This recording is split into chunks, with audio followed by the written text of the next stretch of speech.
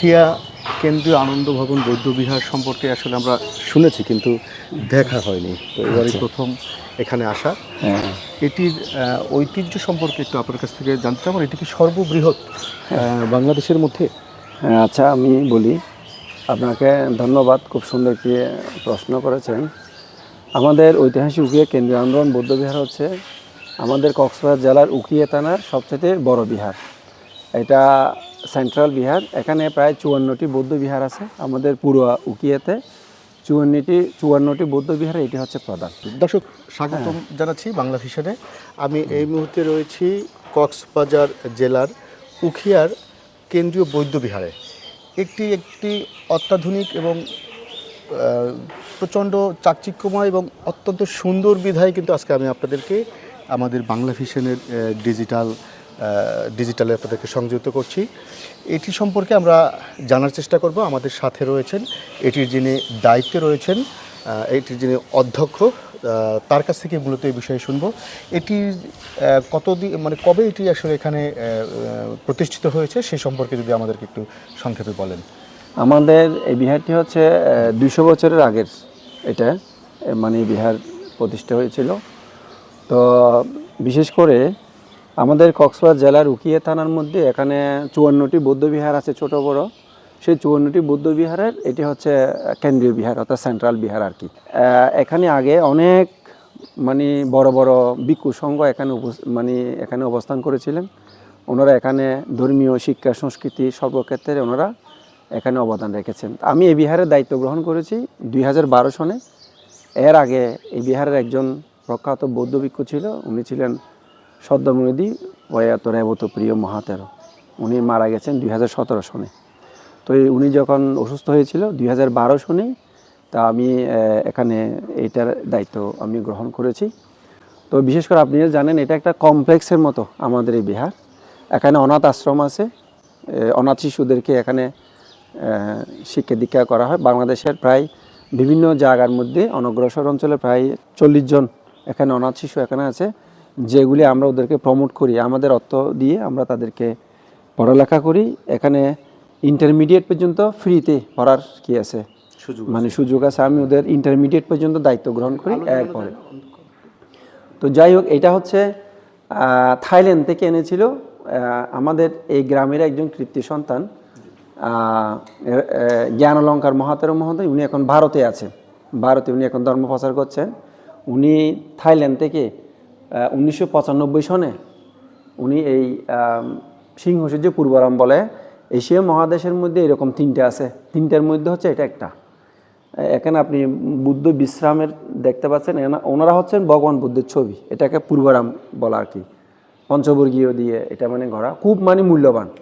এটা থাই সরকার থেকে এটা প্রমোট করেছিল আর কি। হ্যাঁ, তো বিশেষ করে বিএনপি সরকারের আমলে কিন্তু এটা এখানে আনা হয়েছিল। তৎকালীন সময় কিন্তু বিএনপি সরকার কিন্তু এখানে স্বর্ণের প্রলেপ আছে, খুব মূল্যবান, অনেক মূল্যবান। এটা এগুলো এখন আনাও যাবে না, এবার এখন দেবে না, এখন দেবে না, কিন্তু এটা অসম্ভব মানে মূল্যবান। এরকম আরো কতগুলো মূর্তি এখানে রয়েছে আমাদের থাইল্যান্ডের এমনি ছোট বড় বুদ্ধমূর্তি আছে, কিন্তু এরকম মূল্যবান থাইল্যান্ডের মানে বাংলাদেশে এরকম মূল্যবান কিন্তু মানে আছে। এমনি থাই বুদ্ধমূর্তি প্রত্যেক বিহারে আছে আমাদের বাংলাদেশের মধ্যে। আরো বড় একটি প্রতিমা রয়েছে, সেটি একটু যদি আমাদের দেখান। আচ্ছা, আমাদের হ্যাঁ এ পাশে আছে। ও যেটা বলেছিলাম, উনি ছিলেন আমার আগে, তারপরে এর আগে কিন্তু উনি ছিলেন, উনি হ্যাঁ দায়িত্ব, উনি সমাজ সংস্কারের কাজে, উনি শিক্ষানুরাগী ছিলেন। উনি শিক্ষার ক্ষেত্রে অনেক অবদান রেখেছেন, উনি সমাজ সংস্কারের ক্ষেত্রে অবদান রেখেছেন। এরপরে আমি আসছি এখানে 2012 সনে। হ্যাঁ, এটা হচ্ছে ভগবান বুদ্ধের ওই ভূমি স্পর্শ মুদ্রা প্রতিবিম্ব। অর্থাৎ উনি যখন বুদ্ধত্ব জ্ঞান যখন লাভ করেছিলেন, তখন উনি মারের প্রশ্ন উত্তর দিয়ে মারকে পরাজিত করেছিলেন। উনি ইনলাইটেন ওয়ান হয়েছিলেন আর কি, সর্বজ্ঞ জ্ঞান। এটা কিন্তু অত্যন্ত মানে প্রাচীন বুদ্ধবিম্ব। এটার প্রতি মানুষের অসম্ভব রেসপেক্ট, শ্রদ্ধা। এইটাতে বিশেষ করে জাতি ধর্ম বর্ণ নির্বিশেষে অনেক মানুষেরা এখানে এটাকে পূজা করার জন্য আসেন। অনেক মুসলিমেরও আসে, ওইটাকে ওরা মানত করে, ওরা ওইভাবে ফল হয়তো পেয়েছেন, যার কারণে এখানে এসে পূজা সৎকার করে আর কি। হ্যাঁ, এখানে এটাতে হ্যাঁ করে। এর বৈশিষ্ট্য কি এই এটা অনেক প্রাচীন। এখানে বুদ্ধের ধাতু আছে, বুদ্ধের আমাদের ভগবান বুদ্ধের যে অস্থি ধাতু আছে, এগুলি ধাতু দিয়ে কি করা, প্রতিষ্ঠা করা আর কি। তো মানুষ যখন কোন একটা যখন শ্রদ্ধা ভরে যখন নিয়ত করে, তখন সেটা মানুষের কি হয়, ফলপ্রসূ হয়। হ্যাঁ, এটা একটা শ্রদ্ধার বহিঃপ্রকাশ আর কি। হ্যাঁ, শ্রদ্ধার বহিঃপ্রকাশ। বৌদ্ধ ধর্মের যারা অনুসারী তারাও তো মূলত এক সৃষ্টিকর্তাই বিশ্বাসী। আমাদের আমাদের এটা কি মূলত prophet আমাদের বলা যায়? ঐশ্বরিক কোন আমাদের ঐশ্বরিক কোনো সৃষ্টিকর্তা নেই। আমরা ঐশ্বরিক সৃষ্টিকর্তা বিশ্বাস করি না। আমরা আমরা বাস্তবতাকে বিশ্বাস করি, কর্মফল বিশ্বাস করি, আমরা জন্মান্তরবাদ বিশ্বাস করি। তা আমাদের এমনি সৃষ্টিকর্তা আছে, আমাদের সৃষ্টিকর্তা হচ্ছে আমাদের তৃষ্ণা, কামনা, বাসনা। এইটার কারণেই যে সৃষ্টি আমরা এভাবে। তবে আমরা কোনো একটা অদৃশ্য ঐশ্বরিক পৃথিবীতে কেউ আছে, আমরা এভাবে আমরা সৃষ্টিকর্তা আমরা বিশ্বাস করি না আমাদের বৌদ্ধরা। চমৎকার বিশাল আকৃতির একটি প্রতিমা বা মূর্তি। হ্যাঁ, এটা হচ্ছে এশিয়া মহাদেশে এরকম বুদ্ধমূর্তি খুব বিরল, বিশেষ করে মহাপরিনির্বাণ বুদ্ধমূর্তি। আপনি জাপানে যখন যাবেন 400 ফুট বসায় বুদ্ধমূর্তি আপনি দেখবেন। জাপানের মধ্যে 400 ফুট বুদ্ধমূর্তি আছে। যেমন বার্মার মধ্যে দণ্ডায়মান আছে, প্রায় 350 ফুট আছে দণ্ডায়মান। তো এইরকম মানে বড় বুদ্ধমূর্তি, এটা হচ্ছে 130 ফুট মহাপরিনির্বাণ বুদ্ধমূর্তি। এটার প্রতিষ্ঠাতা হচ্ছে আমি, এটার উদ্যোক্তা আমি। হ্যাঁ, এটার প্রতিষ্ঠাতা আমি। তো এটা আমার পাশাপাশি এখানে আমাদের গ্রামের মধ্যে যারা দায়ক আছে, ওনারা আমাকে এটার প্রতিষ্ঠার পেছনে ওনারা আমাকে সার বিক্রি করেছেন, কত বছর সহযোগিতা করেছেন। এটা 16 সালে মানে হাত দিয়েছিলাম। তুমি মাঝখানে এখানে যে রোহিঙ্গা এসেছিল সমস্যা হয়েছিল না, তারপরে মাঝখানে 2-1 বছর কাজ মানে বন্ধ ছিল আর কি। এরপর থেকে আবার বর্ষার পরে আবার কি করেছি এটা কাজ মানে এইটা 130 ফুট আর কি লম্বা। 130, হ্যাঁ, এটা লম্বা, হ্যাঁ, মহাপরিনির্বাণ। এইটার প্রতিচ্ছবি হচ্ছে আমাদের ভগবান বুদ্ধ, উনি যখন মারা গিয়েছিলেন, পরিনির্বাণ নিয়েছিলেন, এটাকে পরিনির্বাণ বলে। উনি সেই পরিনির্বাণের প্রতিচ্ছবিটা এখানে কি করা হয়েছে। এই পাশে যেটা আছে সেটা হচ্ছে এটা হচ্ছে বুদ্ধের শিষ্য আনন্দ। ওইটা হচ্ছে আনন্দ, বুদ্ধের শিষ্য, হ্যাঁ, প্রধান শিষ্য। উনি ওনাকে দিবারাত্র সেবা করেছিলেন আর কি দীর্ঘ বছর। উনি ধর্ম ভাণ্ডারকারী খাবার।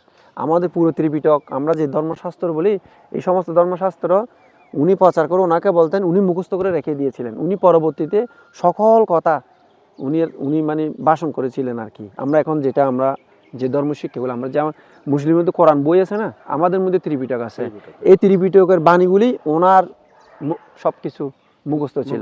উনি পরবর্তীতে এগুলি আমাদের মধ্যে যেমন হাফেজ, কোরআনে হাফেজ, মুসলিম ধর্মে এটা হাফেজ থেকে আরো অনেক, এটা অনেক মানে বড়, হ্যাঁ, মহাজ্ঞানী, হ্যাঁ, মহাজ্ঞানী। এটা হচ্ছে দেবরাজ ইন্দ্র, এটা হচ্ছে ওই দেবতার দৈব আর কি। এটা দেবরাজ ইন্দ্র। তো ওই দেবরাজ ইন্দ্র বুদ্ধ যখন জীবিত ছিলেন, ধর্ম প্রচার করেছিলেন, তখন দেবরাজ ইন্দ্র ভগবান বুদ্ধকে বহুবিধভাবে ওনাকে কি করেছিলেন, সাহায্য করেছিলেন আর কি। আমরা যে ওই যে আপনারা যে বেহস্ত স্বীকার করেন না, আমরা স্বর্গবর্গী, স্বর্গের দেবতা আর কি, স্বর্গের দেবতা আর কি, দেবতা, হ্যাঁ, দেবরাজ ইন্দ্র, হ্যাঁ, দেবরাজ ইন্দ্র, হ্যাঁ, হ্যাঁ। তো এটা হচ্ছে দেবতা কি আপনাদের ভাষায় উনি হচ্ছেন মূল দেবতা? উনি দেবতা না, উনি তো একজন আমাদের রক্ত মাংস করা মানুষ। উনি তো রাজার ছেলে ছিল, উনি রাজা শুদ্ধোধনের ছেলে ছিল। দেবতা বলা হচ্ছে, উনি দেবতা হচ্ছেন, উনি মনুষ্যকুল থেকে ভালো কাজ করে মরে উনি স্বর্গগামী হয়েছেন। তো উনি স্বর্গগামী হয়ে উনি আমাদের 6টা স্বর্গ আছে, সেখানে 2টা স্বর্গলোকের উনি অধিপতি ছিলেন, বুঝছেন। তো উনি স্বর্গলোক থেকে ওনার কাছে এসে ওনাকে বিভিন্নভাবে কি করেছিলেন, সাহায্য সহযোগিতা করেছিলেন। যেখানে একজন যদি জ্ঞানী মানুষ থাকে, জ্ঞানী মানুষের কাছে জ্ঞানী মানুষ তো অবশ্যই যাবেন। তো উনি যেহেতু মহাপ্রজ্ঞাবান, তো উনি ওনার কাছে আসতেন আর কি, বিভিন্ন বিষয়ে সহযোগিতা নিতে মানে আসতেন আর কি, বিভিন্ন বিষয়ে মানে করতে, সাহায্য সহযোগিতা করতে আসতেন আর কি, এইরকম। অনেক ধন্যবাদ আপনাকে আমাদের সাথে সংযুক্ত হওয়ার জন্য।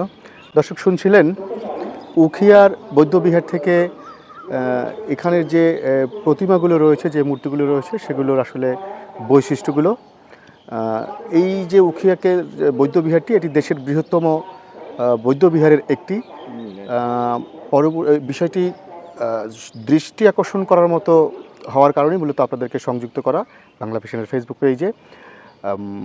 পরবর্তীতে অন্য কোনো বিষয়ে আবার হাজির হব। সে পর্যন্ত ভালো থাকুন, সুস্থ থাকুন।